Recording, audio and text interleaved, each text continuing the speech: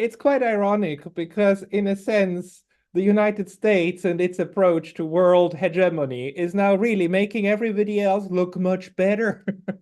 Much So you, correct. you're doing a Correct. very good job at proving that Yeah. the other systems they might Yeah. work better, which is very ironic because this is what happened when the USSR was being the big bully in the region and invading Afghanistan and We so even on. It talked made look about it with everybody else much colleagues. better. No, absolutely. We even talked about it with colleagues. I said, is the US for the first time in 30 years losing the South Caucasus, which would be really Ideologically, yeah. idiotic. How do you lose Georgia when it is Georgia that wants, adheres to everything you tell them?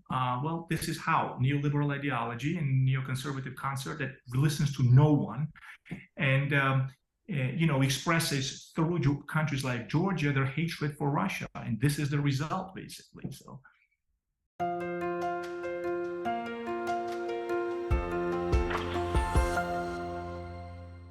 Hello, everybody. This is Pascal, and today I'm joined again by Lasha Kasradze.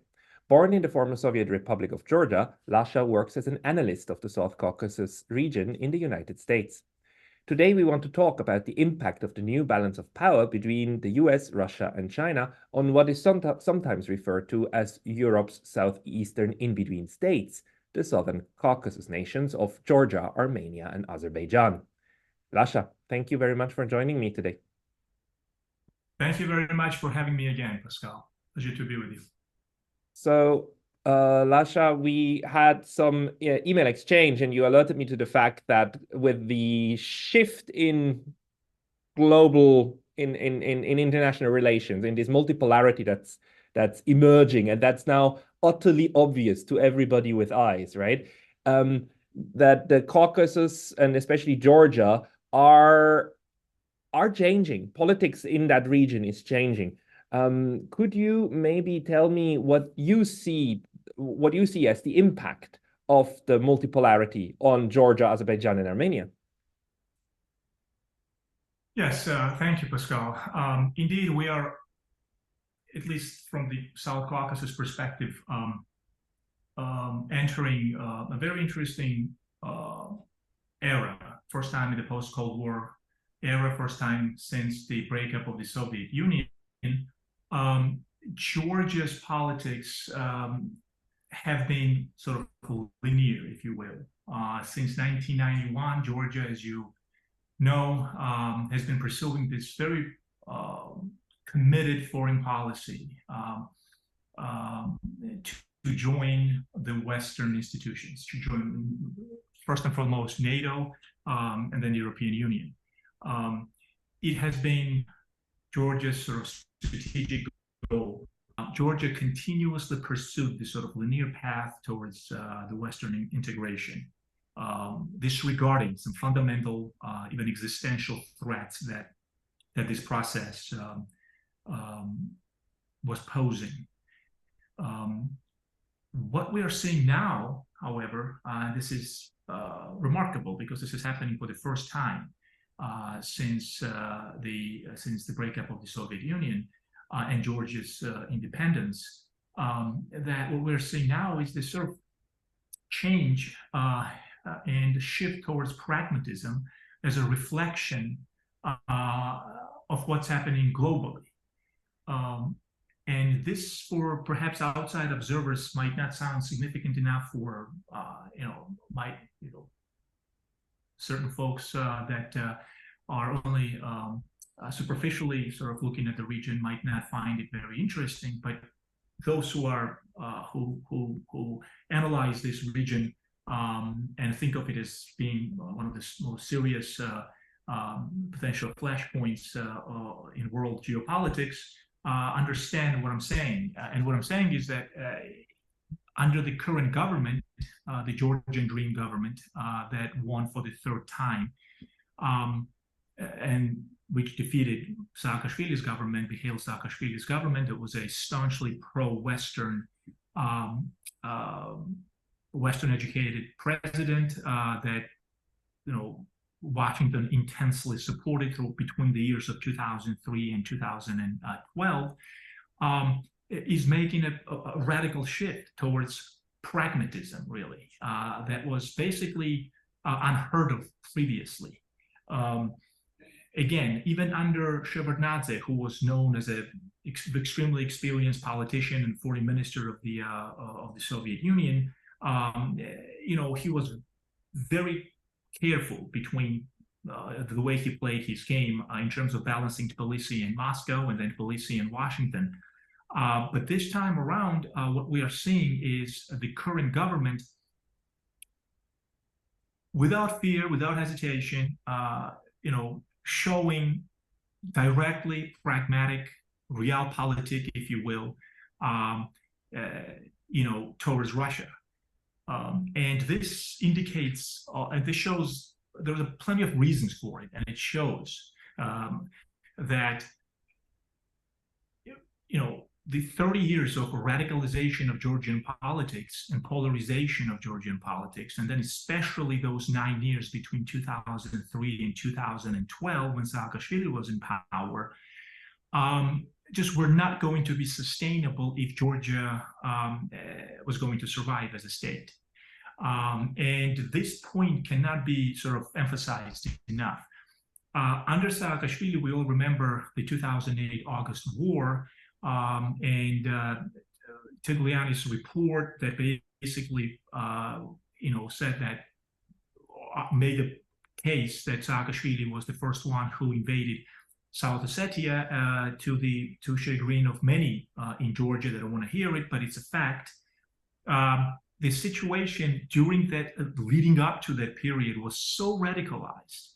And the Georgian population, society, and the foreign policy elite, or just the political elite in Georgia, would not allow at all any space for discussions, for discussions of pragmatic foreign policy, to sort of introverted, sort of introspective foreign policy to be implemented as an alternative, as a mechanism to reduce possible risks of war with Russia. So now what we are seeing is basically,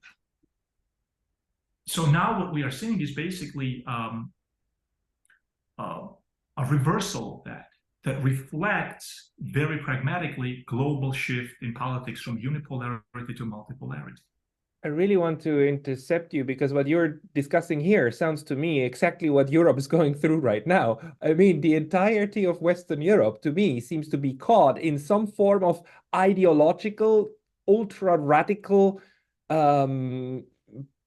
brain fog, I call it sometimes, which kind of makes them disregard all of the realpolitik and geopolitical reasons for why Russia does what it does, and what's actually happening in Ukraine. And it just galvanizes support that is actually self-defeating in Western Europe. And it seems to me that Saakashvili and the people before 2012, and especially around the war in Georgia, were in such a moment. And now you're saying they're out. And I remember in our last discussion, we were saying that Georgia is basically the one who got away, because politics in Georgia changed toward more pragmatism. And is that so? What caused that shift in Georgia, which actually Western Europe very much needs, in my view? How did it get out of the ideological moment? Yes, that's the key point. So I'm going to clarify it as much as I can, because I think it's very important. There are several reasons. As someone who actually, looks at realism mostly as a international relations theory and as a way to analyze actions of states, it was mostly on the foreign policy front. Georgia really faced an existential threat in 2008. The only reason it came very close for Putin to come in and to take Tbilisi. We can downplay it all we want in the West, and Western commentators can ignore it, and it's already been ignored. 6 months, 6 months, a year later, nobody basically was talking about the war in Georgia. But Georgia itself came very close to an existential, to ceasing to exist. Putin was going to come into Tbilisi and take Tbilisi, and we all remember the then Angela Merkel and Nicolas Sarkozy's efforts to stop Putin, to really dissuade Putin from doing so. His famous quote was he was going to hang Saakashvili by certain body parts. He meant it. He was going to do it. And so as a state, people really sat down and said, look, we have to really figure something out here, given the fact that we are a small country. That's the lot that Georgia has gotten, right, in its state or in its history. It's a small country in a very cutthroat, aggressive, and hostile neighborhood. Sorry, but that's the reality. So what do you do? How do you survive based on that reality? And in addition to that, and most importantly, the fact that the West, and particularly the United States, not only wasn't able to, but just outright failed to provide security guarantees for Georgia, what else was there to do? So in other words, you had this tiny country blindly adhering to the idea of joining the Western security architecture, NATO, basically blindly listening to the narratives spewing out of Brussels and Washington that freedom-loving people, evil Russia, here are Georgians wanting to join NATO, this is a sovereign nation, no one has the right. Okay, that's fine, that sounds great. But in reality, it was just false narratives. That's what showed after 9 years of Saakashvili's rule, and then this narrative was basically turned into an ideology. It was an instrument. It became a weaponization, basically, of politics towards Georgia. And it did an excellent job, unfortunately, of dividing the society, of creating this division within the society. And anyone who wanted to express an opinion contrary, or even ask and question this blind adherence towards joining the West, where West was not really accepting us, was either risking their lives or being harassed by the government or their family members. And so that tradition is still, much to a lesser extent today, it still persists. The society is so radicalized. It just became, certain people, smart people in Georgia, realized that it was not going to be a sustainable way to proceed to save the country. That ironically, no matter how much Georgians and how much certain segments of the Georgian population and political elite disliked Russia, the fact of the matter was that throughout history, it was Russia who saved Georgia from the Arab yoke throughout centuries. And in terms of pure geopolitics and realpolitik, and in terms of state survival, which is something that every state is concerned with, except Georgia, so why shouldn't Georgia be concerned with it?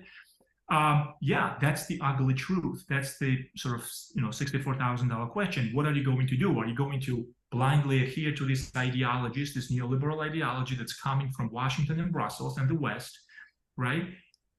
And choose to believe in this and be basically self-delusional? Or are you going to wake up and say, look, we're not going anywhere. We're a divided nation. We have Russian troops on our territories. We have two separatist regions. And in this situation, there is not a single organization in Europe, not the in the West, not the European Union, nor NATO that is going, because if NATO accepts you, then obviously the Article 5 has to be implemented, right? To be really technical about it. And nobody's willing to do that. And nobody was ever willing to do that. Nobody was going to fight with Russia over Georgia. But what this shows you is tragedy of what small country like Georgia, how it can be sacrificed really for just ideological purposes. And I think it's a huge sort of leap forward for Georgia to realize this very fundamental fact, because again, it is unbelievable to many that they were just blindly believing that someday NATO was coming into the middle of the South Caucasus to rescue Georgia from Russia. And the entire foreign policy of Georgia was based off of that false, dichotomy, false vision. So, in terms of this government, the current government, understanding how important it is to find a common language with Russia and figure out a way how to survive in the state, that alone sort of, makes them acceptable. There are plenty of faults, and I'm not defending Georgian domestic politics. They have a long, long, long way to go. But at least we have a government where they have a government there where somebody is figuring out how to be pragmatic and how to balance and understand that nobody really cares, especially now that this unipolarity is ending and the multipolar world with the rise of China and regionally speaking, Russia has arrived. This is the dynamic that you're laying out is very interesting to listen to, because again, I think the ideology part is exactly what's happening in Western Europe and even to a large degree in Ukraine, right?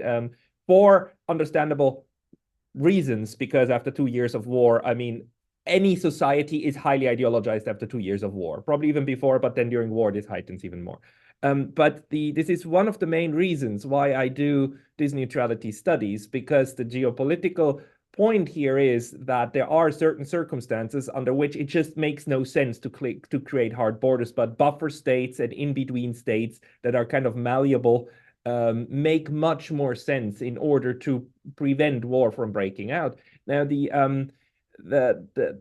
fascinating thing about what happened and what we've now seen over the last 15 years is that the strategy seems to have been to suck Georgia in through these promises of NATO will protect you, and a good part of citizens believe that. And then Russia and basically creating two separatist regions and an ongoing war, right? An ongoing conflict situation.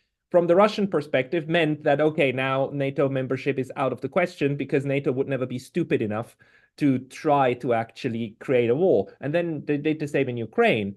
With having separatist regions that was supposed to create the buffer state, but the NATO people figured out that you can have a war with Russia without actually having your own boots in there, just using the Ukrainian army as an extension of NATO, and they're doing exactly that right now, which is extremely tragic. So Georgia, in a way, was lucky that this strategy of weaponizing the rest of Georgia didn't occur yet. And then that led to a shift, as you're saying, in the thinking of people. So today, if you look at Georgia's public information space, is there kind of an agreement that the current way of doing things, of not seeking NATO membership but also still trying to be as strong as possible toward Russia, is that a consensus, or where are we there in the domestic debate? Yes. So there are a number of things that are taking place in Georgia right now. The way the thinking has shifted. There are regional models that are being offered. 1+1+1 was so Armenia, Azerbaijan, and Georgia, 3 South Caucasus republics. There is speculation that there might be sort of an alliance among them, some sort of a unity formed among them, regional unity, and then work with Russia from that perspective and add European Union and the United States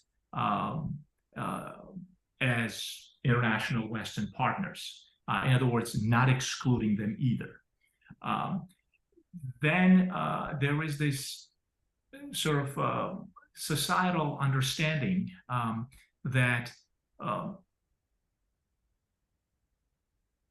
civilizationally, even though Georgia wants to be part of the West, where is it exactly, geopolitically speaking? Is it the West? Is it the East? Is it center? Is it in between the East and the West? So that is also sort of a national, there is a sort of this hidden national narrative understanding, implicit understanding that too can be the basis for change, slight change of Georgia's foreign policy and implementation of more pragmatic foreign policy towards Russia. So to answer your question, yeah, there is there is this, this regional model, if you will, that Georgia falls under Azerbaijan, Turkey, and Israel. That is this sort of a Western-supported model in the South Caucasus, and then that leaves Iran, Armenia, Russia. But Georgia, what Georgia wants to do is, with this 1+1+1 model, to incorporate Russia into regional, obviously, as a major regional player, plus the European Union and the United States as Georgia's partners. And with, I would say that the best option, best option for a country like Georgia would be either strong neutrality, permanent neutrality, or a regional institution building, regionalization, if you will, a regional scheme where it will be left within the confines of the region, and its foreign policy basically will be based on those principles.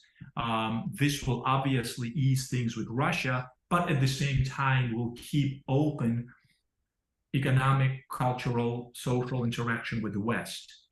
So that Georgia does not end up, or the region does not end up isolated from the West. I'll go a step further and say that that model creates enough flexibility, in my opinion, where if Georgia were to go into the European Union, and as I mentioned in my letter, the big thing that happened in December of last year was that European Union sort of granted Georgia the potential status to be a member. So if that ever materialized, although it's a long ways away, down the road, I think Russia would acquiesce to that. As long, because European Union does not present any security threats to Russia, which is Russia's key concern, the fundamental core concern. I believe, what is it, Article 47 or something with the European Union? I'm not sure, but that has a security aspect to it. But given NATO and given what's happening now, no one in the European Union is in the mood to go to war with Russia or former Soviet republics. Let alone, create a geopolitical sort of flashpoints with Moscow. Just European Union, the idea of that is a non-starter for the European Union. So I think Putin will look the other way if that ever materialized, Georgia's membership. And Russia already, when the association agreement happened in 2014 between Ukraine and the European Union or Russia, right? This was the moment when Yanukovych was asked to choose, and he actually said the Europeans put a clause in there: if you take ours, you cannot take the Russian one. But the Russians never said that. The Russians said you can have association agreements with both of them. Russia has always said the European Union is fine with us. What's not fine is NATO and militarization. And there is a common security and defense policy inside the European Union, but neutral Ireland and neutral Austria, neutral Malta are part of that thing because they have an exception. So you have the precedents that you need in order to say, no, I mean, look, Georgia can be part of the economic union, but it's not part of any kind of NATO or so on. These are very separate entities, actually. Fundamentally separate. So that's why Russia, I think, will acquiesce. What Russia is looking for is the elimination of security threats emanating from the South Caucasus. And let me just a couple of points on that sort of geopolitical sort of circle that Russia has developed, sort of strategic complex over centuries. So we have Western Russia, right? So through Ukraine, through the Carpathians to Carpathian Mountains, so the Southwest through Moldova. Transnistria region is one of the reasons. The basic philosophy and strategic vision is the same with Transnistria, with Abkhazia, with South Ossetia, or the separatist regions. Then you have your underbelly, soft underbelly, so to speak, through the South Caucasus, South Central Asia, and through the Mongol invasion routes from the east. And then from the Far East, where even Japan was again. Russia, we know in 1905 it defeated Russia. It was an embarrassing defeat for Russia, and Russia understood that the strategic sort of weakness that resulted from the defeat, and there's plenty written on this subject, where England, Imperial England, wanted to ally with Japan to take over Russia, basically to dismantle Russia, especially when after the communist revolution had just occurred. Russia was extremely weak, and while the reason for that was basically Russia's withdrawal from the First World War, it was shaping up as to sort of dissect Russia through the alliance with Japan, and then Japan wanted to use the South Caucasus with the combination of England to really weaken Russia. So Russia remembers these things very, very, clearly, and it's got this sort of strategic fear and complex. My opinion, rightfully so, and I think a lot of strategists would agree that yes, it's a giant state on the Eurasian continent, but it also has this extremely weak strategic points from the west, from the south, from the east that really faced, as a result of which Russia faces, core national security threats. Yeah. So I think if you look at what's happening today, and as you say, in the past 30 years, say through Georgia, the similarities are very stark. I mean, through Georgia, it was understood in the beginning that these former Soviet republics were going to be used as, tools, basically, to weaken Russia. But it's so foolish if you think about it. A, they can't weaken Russia.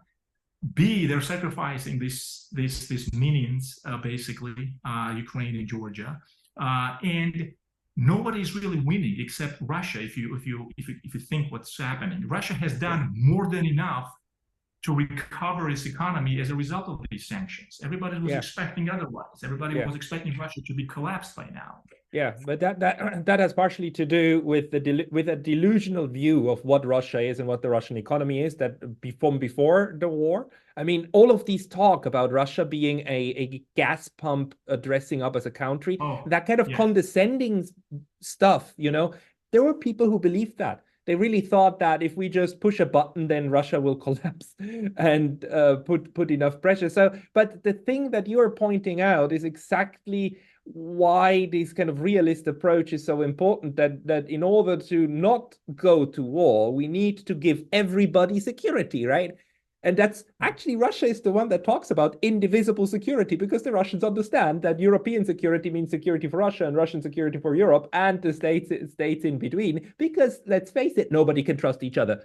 Because at the end of the day, any nation is willing and able, if willing and able, they will pull off a genocide the way that Israel is genociding right now the Palestinians, right? We know that. So this is what we need to defend our people from, but we need to do it in terms of an architecture. So my question to you then, to bring this forward, is like, Azerbaijan and Armenia, we know that they just had a war, right? And the West has been very hypocritical again also in that one. So the Caucasus region is still also a powder keg, but it's not the largest powder keg. The Middle East is much, much more dangerous right now and is actually in a genocidal phase by the Israelis, and Taiwan is also still very dangerous. But how do you think that the great power constellation, US, Russia, China, and their powder kegs will influence the Caucasus from now on? Well, again, this is something that has always been at the core of geopolitics and international relations. What is Eurasia going to do? Eurasian powers are going to do. To what extent are they going to to what extent is the West going to continue on going towards the East and project its own power? And I think it is this very region, right? So from the Mediterranean to Vladivostok, for example, where this whole space, this Eurasian space from the south to the east, is being looked at as a key factor, decisive factor, in my opinion, that will make or break whatever Russia wants to do in its backyard, so to speak. We see the United States is stepping back in relative terms from engagements in the Middle East. We are seeing that its traditional partners, I don't want to say they don't want the US anymore, but they're tired of the United States directives. Things are changing. China is getting involved in the Middle East with Saudi Arabia, etc. The global South, the BRICS is growing with the latest additional members, with the latest members added to it. And so you see this sort of both regional, specifically in the South Caucasus, and then wider greater Middle East, which includes South Caucasus, sort of shaping up to be independent strategically. And this is not going to be, or South Caucasus is not a direct cause of this, obviously, but whatever happens here will overflow onto South Caucasus. So if, for example, if this current Israeli-Palestinian conflict, this great tragedy, somehow America in a last-ditch effort decides to, although I highly doubt it, and I just don't think that Washington wants further entanglements, but if it happens, the next target would be Iran. And then that would wake up Russia even more, because Russia, yes, of course, the two countries, Iran and Russia, have had their contentions historically in terms of controlling the Black Sea region and Caspian oil and just the South Caucasus in general. Russia will, in my opinion, balance with Iran against the West. That will embolden Russia even further. Let's remember, Russia has always acted sort of implemented this balancing act when it came to Iran's nuclear program, with carrots and sticks strategy towards Iran. Whenever it needed Iran, it would balance against Washington, and then vice versa.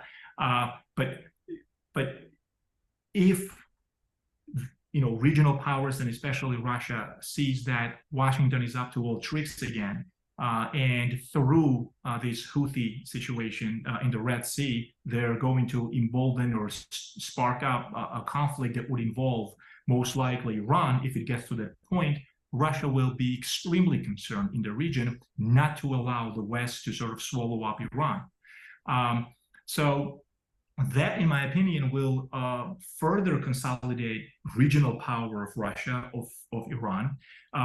And Georgia and Armenia is not even, Armenia is in a situation where it's not even it's a non-starter, even though Armenia tries to sort of have an overreach with the West, and Pashinyan is talking to the French about being saved from Russia because Armenia, Yerevan is angry with Russia in terms of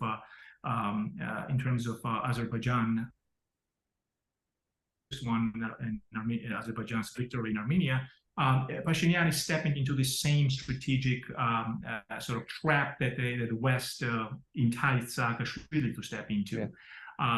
But I think he's smart enough not to know that Russia, Armenia is not going anywhere, and there are no takers for Armenia in the West.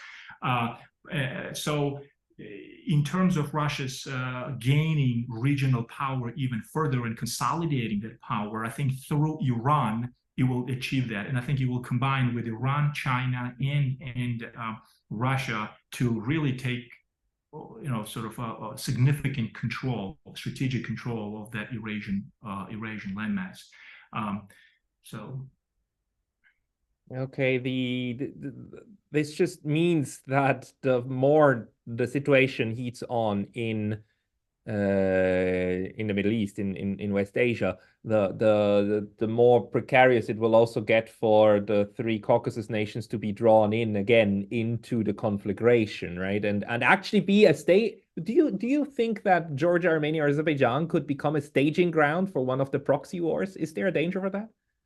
There will be, I think Georgia has already had this experience. Georgia might be asked not to make a sort of an existential, a choice, but it will probably, we're talking about the worst case scenario right now to sort of hypothesizing, but if the push came to shove, Georgia will be asked to either provide logistical, to be used logistically against Iran, which Russia probably won't allow, most likely. How? But I'm sorry? How? Are there any bases or something for like US, NATO? Is there any cooperation going on? Well, yes, there has been before, and Georgia has refused to stage sort of Western military equipment against on its territory against Iran. To the extent that situation might deepen, Georgia might be asked to do so again. That will put Georgia in a very awkward situation. That's why, as much as possible, Tbilisi is trying to create this relationship with Russia and Iran and Turkey, because Georgia's regional politics is basically to be friendly with all the states surrounding it. But in terms of dragging Georgia into a conflict, I don't think that will be it's possible, but I don't think it's probable. The probability of it is much lower than one might think. But Russia will definitely, in my opinion, act as a protector, so to speak, of regional protector of Iran's interests. Even now, Russia is very much wary of the situation, and if I'm not mistaken, behind the scenes, they're talking about not provoking Iran or not starting this, using this conflict to extend it over to Iran.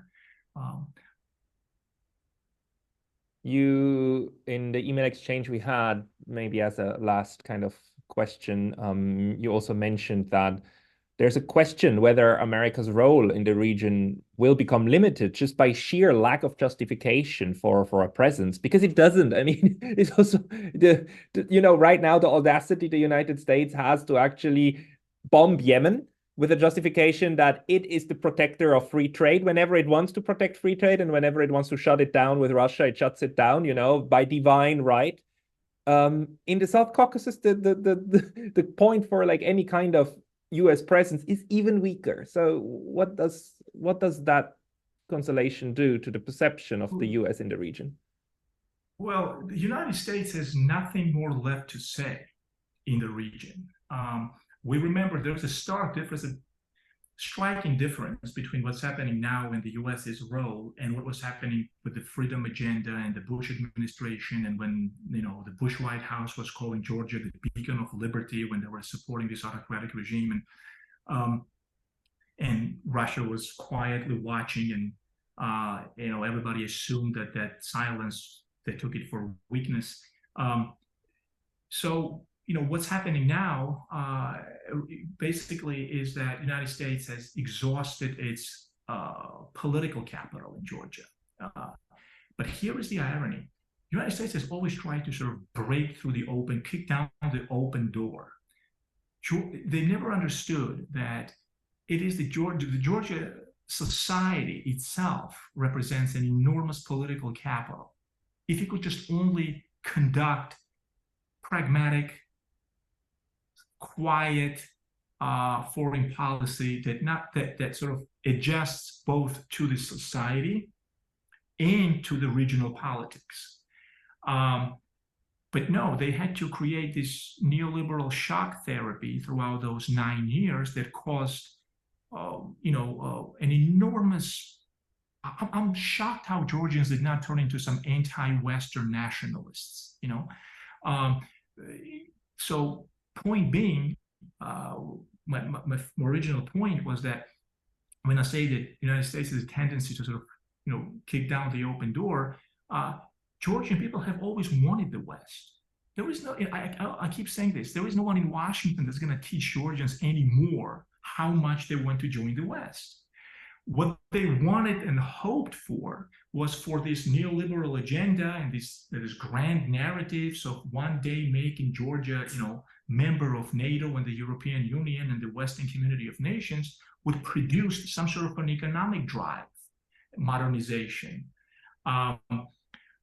Except what the United States did to a lesser degree, relatively speaking, compared to what it was doing in the Central South America and the rest of the world, it was this sort of soft autocracy. The Georgians, it was enough for Georgians to feel the pain, so to speak.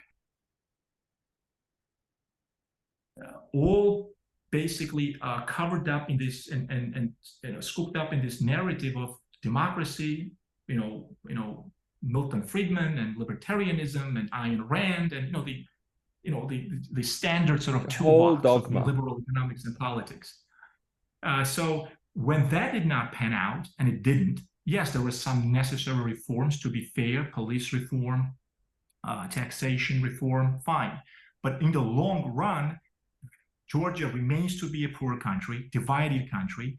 There was certainly, folks like Thomas DeWall, who watches Georgia and the Caucasus very closely, they've called it neo-Bolshevism, basically. It was neo-Bolshevism covered up, confiscation of private property by the state under, threats of individuals, against individuals, family members. I think the formal figure is 300,000 people arrested, 0.01 acquittal rate in the country of 3.7 million people. So yeah, people got tired of it, and they said, look, if this is democracy and if this is the long-term plan for coming from the United States, then maybe we should reevaluate it, because certainly Russia is not going to interfere to that extent within the society, and Russia and Georgians understand each other when it comes to cultural interaction much better, obviously. They said, look, maybe we should elect someone else, and people were really tired of this administration. This is the mistake that the United States continues to make. And here is Georgia, who is basically flipping inside out to listen to the US, to adhere to the US, but somehow US is just not understand policy. Neoconservatives basically, and neocon and neoliberal concert in Washington refuses to understand that there is plenty to work with. You just have to slow it down a little, It's quite ironic, because in a sense, the United States and its approach to world hegemony is now really making everybody else look much better. So much correct. You're doing a very good job at proving that the other systems, they might work better, which is very ironic, because this is what happened when the USSR was being the big bully in the region and invading Afghanistan and so on. It made look everybody else much better. Absolutely. We even talked about it with colleagues. I said, is the US for the first time in 30 years losing the South Caucasus, which would be really ideologically, idiotic. How do you lose Georgia when it is Georgia that wants, adheres to everything you tell them? Well, this is how neoliberal ideology and neoconservative concert that listens to no one, and expresses through countries like Georgia their hatred for Russia, and this is the result, basically. So. Yeah, and we must keep in mind that, to small countries and small powers, big powers are always bullies. All of them are bullies in their own way. But some of the bullies change over time, and right now, the biggest one is definitely the United States, and it's betting on the big stick at the moment, and this will backfire. It's backfiring in front of our eyes, but yeah.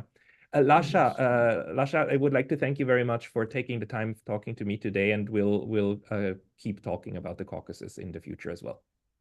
Thank you for the opportunity once again, Pascal. Thanks for having me.